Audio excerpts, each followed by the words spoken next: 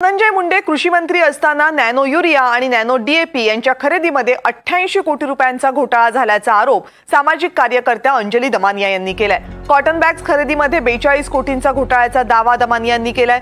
याशिवाय आधी पैसे दिले मग निविदा काढल्या असंही दमानिया यांनी म्हटले।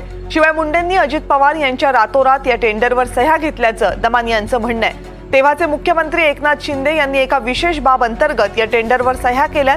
धनंजय मुंडे यांनी मात्र अंजली दमानिया यांचे सगळे आरोप फेटाळले। दमानियांचे आरोप धादांत खोटे असल्याचा पलटवार धनंजय मुंडेंनी केलाय।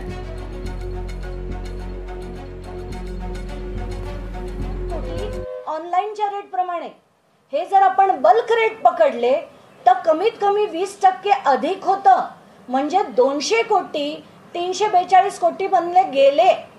इतके महान कृषी मंत्री जे एकच वर्ष त्या पदावर होते, जुलैपासून जुलै 23 ते नोव्हेंबर 24, एका वर्षात या व्यक्तीने जर इतका अफाट पैसा तो पण शेतकऱ्याचा खाल्ला असेल तर अशा लोकांना त्या पदावर राहण्याची, मंत्री बनण्याची आणि मंत्रीपद आज त्यांचं ठेवण्याची खरंच गरज आहे का? आणि आता तरी मला असं वाटतं की महाराष्ट्राच्या मुख्यमंत्र्यांनी याचा गंभीरतेने विचार। माननीय अंजलीताई दमानिया यांनी कृषी विभागाने MAIDC मार्फत केलेले साहित्य खरेदीबाबत जे मी कृषी मंत्री असताना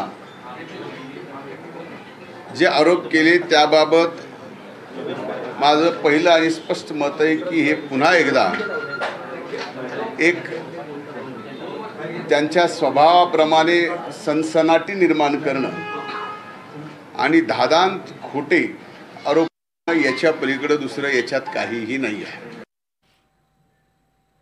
प्रोसेस कसा असतो की आधी प्रशासकीय मान्यता मिळते, प्रशासकीय मान्यता मिळाल्यानंतर ॲडव्हर्टाइजमेंट होतात, त्याच्यानंतर टेंडरिंग होतं, मग त्याच्यातनं L1 कॉन्ट्रॅक्टर होतो, L1 कॉन्ट्रॅक्टरला ते टेंडर दिलं जातं आणि त्याची वर्क ऑर्डर निघते।